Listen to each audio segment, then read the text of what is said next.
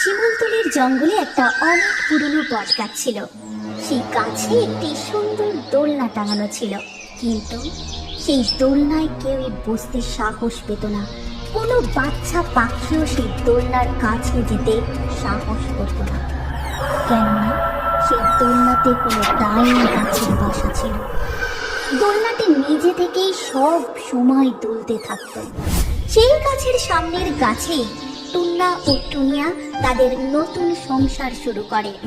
একদিন রাতে যখন টুন্না আর তার স্ত্রী টুনিয়া ঘুমোচ্ছিল, তখন মাঝরাতে ওই বট গাছ থেকে এক কান্নার আওয়াজ ভেসে আসতে শুরু করলো। সেই শব্দে টুন্নার ঘুম ভেঙে যায়। কান্নার শব্দ শুনে টুন্না ভয় পেয়ে যায়। আরে এত রাতে কোন পাখির কান্নার শব্দ? এটা তো বট গাছের ওই দিক থেকে আসছে।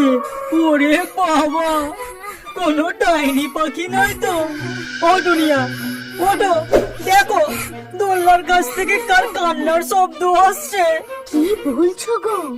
দোলনার কাছ থেকে? হে ভগবান! তুমি ভয় পেও না, আমি দেখছি ব্যাপারটা কি। এই কথা বলে টুন্না জানলা দিয়ে বাইরে দেখে। বাইরের দিকে দেখার পরেই সে ভয় কাঁপতে থাকে।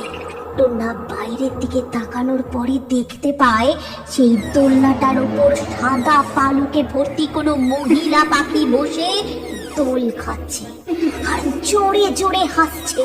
টুনিয়া, এই দিকে এসে দেখো তো, এই পাখিটি কে? আগে তো কখনো দেখিনি। টুন্নার কথা শুনে টুনিয়া তাড়াতাড়ি সেই জানলার কাছে আসে এবং বাইরের দিকে দেখে। আরে হ্যাঁ গো, সত্যি এটা কে? হ্যাঁ গো, এটা সেই ডাইনি পাখিটা নয় তো, যাকে দেখা যায় না কিন্তু দোলনায় দোলে? আরে কি আজে বাজে কথা বলছো?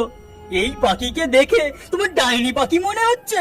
তাহলে এত রাতে বাইরের কোনো পাখি এসে দোলনায় কেন দুলবে? দাঁড়াও, আমি বাইরে গিয়ে দেখছি। আরে আরে দাঁড়াও, তোমার মাথাটা খারাপ হয়ে গেছে না কি? কি প্রয়োজন এখন বাইরে যাবার? ওটা যদি সত্যি ডাইনি পাখি হয় তাহলে?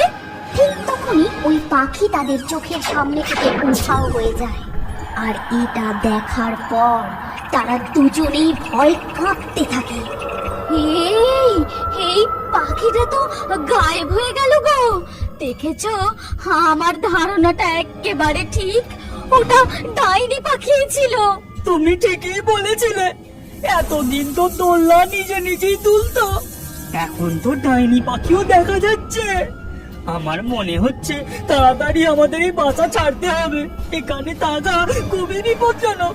পরের দিন সকালবেলা টুনিয়ার ভাই থিও আর তার স্ত্রী নিনি দিদি জামাইবাবুর সাথে দেখা করতে আসে।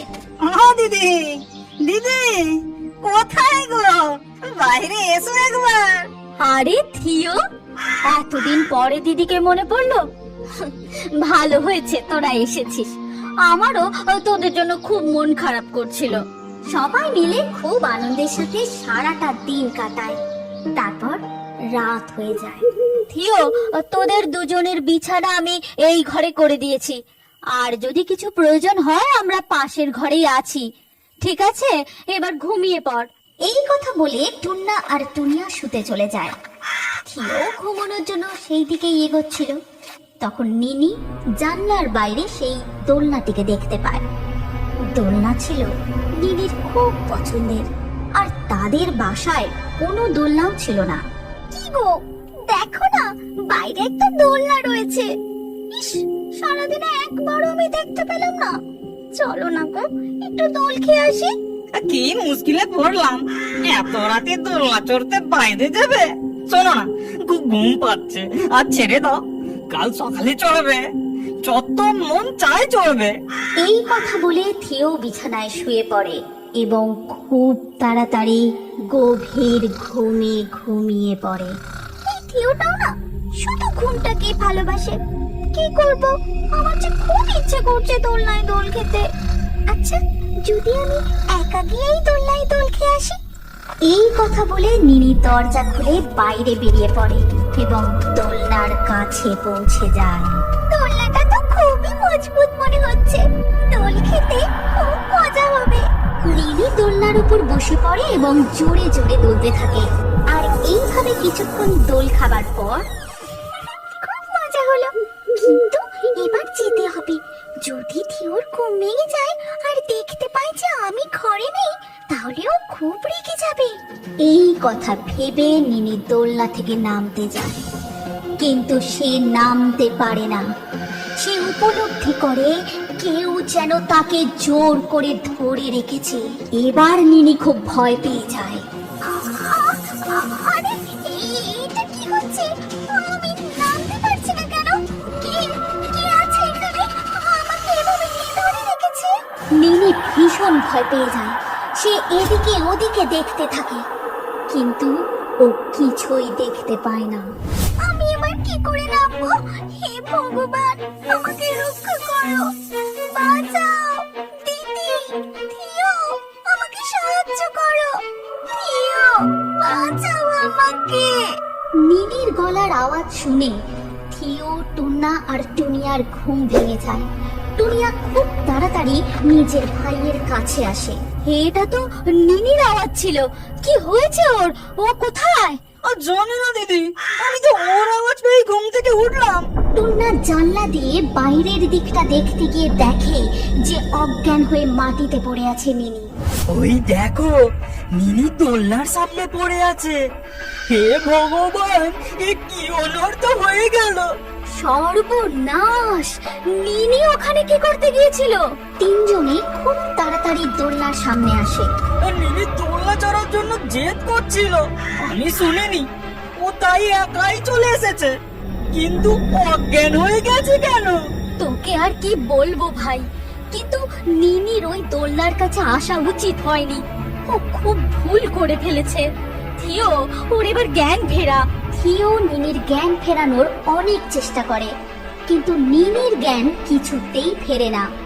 তখন থিও তাকে কোলে তুলে বাড়িতে নিয়ে আসে। সকাল হতে তবে নিনির জ্ঞান ফেরে। তুই এখন কেমন আছিস নিনি? কি প্রয়োজন ছিল বলতো তোর ওখানে যাওয়ার, তাও আবার একা? যখন ভাই বলল সকালে যাওয়ার কথা, তাহলে কেন শুনলি না? তোরা হয়তো জানিস না, ওই দোলনাটায় কেউ বসে না। ওটার উপর একটা ডাইনি পাখির ছায়া আছে। পরশু রাতে আমরা দুজনেই ওই ডাইনি পাখিটাকে দেখেছি।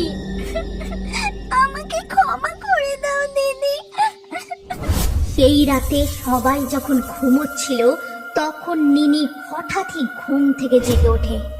তার চোখ একেবারে লাল টকটকে হয়ে যায়। সে ঘরের বাইরে বেরিয়ে দোলনার কাছে আসে ও দোলনায় চাপে।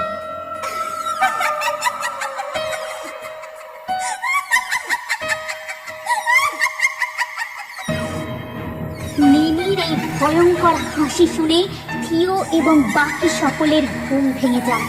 টুন্না এবং টুনিয়া দৌড়ে থিওর কাছে আসে এবং নিনিকে সেখানে দেখতে না পেয়ে ভয় পেয়ে যায়। ভাই, নিনি কোথায়? ও আবার ওই দোলনাটায় গিয়ে বসেছে।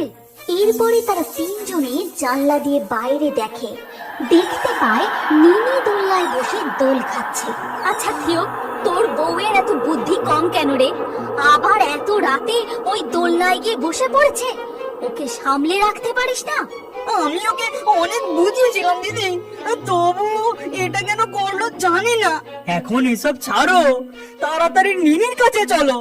আমার তো ভয় করছে কোনো অঘটন না ঘটে যায়। তখন তারা তিনজনে তাড়াতাড়ি করে দোলনার কাছে আসে। ও নিনি, তোমাকে তো বোঝালাম যে দোলনার কাছে এসো না, এবার দোলনা থেকে নামো। কিন্তু নিনি থিওর কোনো কথাই শোনে না আর জোরে জোরে হাসতে থাকে।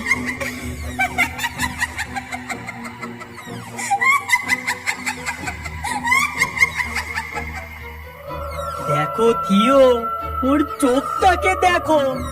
ও আর নিনি নেই, ও একটা ডাইনি পাখি হয়ে গেছে। সর্বনাশ, এটা কি হয়ে গেল গো জামাই বাবু? এখন এখানে থাকা ঠিক হবে না, চলো আগে জঙ্গলে বাকি পাখিদের গিয়ে জানাই, তারপর কি হয় দেখা যাক। তিনজনে মিলে জঙ্গলের সব পাখিদের সমস্ত কথা খুলে বলে। সব কথা শোনার পরে জঙ্গলের কিছু পাখি তাদের তিনজনের সাথে মিনির কাছে এসে দাঁড়ায়। ব্যাস, অনেক হয়েছে ডাইনি পাখি। তুই আমাদের জঙ্গলের পাখিদের অনেক জ্বালাতন করেছিস। এই পাখি আমাদের জঙ্গলের অতিথি, তুই এর শরীরের মধ্যেও ঢুকে পড়েছিস। এবার তো তোর খেল খতম। অনেক হয়েছে, চলো পাখিরা, এই দোলনাটাকে আমরা কেটে ফেলি। এই কথা বলার পরে কিছু পাখি সেই দোলনাটা কেটে দেয়। দোলনা কাটার সাথে সাথেই মিনি বাঁ দিকে অজ্ঞান হয়ে পড়ে যায়। তখন ডাইনি পাখি মিনির শরীর ছেড়ে বেরিয়ে আসে। কে আমার সাথে এইরকম করার সাহস করলো? ঠিক করেছে, সে ভুল করেছে। এর ফল সবাই ভোগ করবে। আরে তাড়াতাড়ি এই দোলনাটায় আগুন লাগিয়ে দাও। হতে পারে এই দোলনাটা পুড়ে গেলে ডাইনি পাখিটাও মরে যাবে। ঠিক তখনই একটি পাখি দোলনাটায় আগুন লাগিয়ে দেয় এবং দোলনার সাথে সাথে সেই ডাইনি পাখির গায়েও আগুন লেগে যায়। আমি ছাড়বো না। চলে গেল রে। আমি ফিরে আসবই, কিছুতেই ছাড়বো না। দেখতে দেখতে সেই দোলনার সাথে ডাইনি পাখিও পুড়ে ছাই হয়ে যায়। কিছুক্ষণ পরেই মিনির জ্ঞান ফিরে আসে এবং জঙ্গলের সব পাখি সেই ডাইনি পাখির হাত থেকে মুক্তি পেয়ে যায়।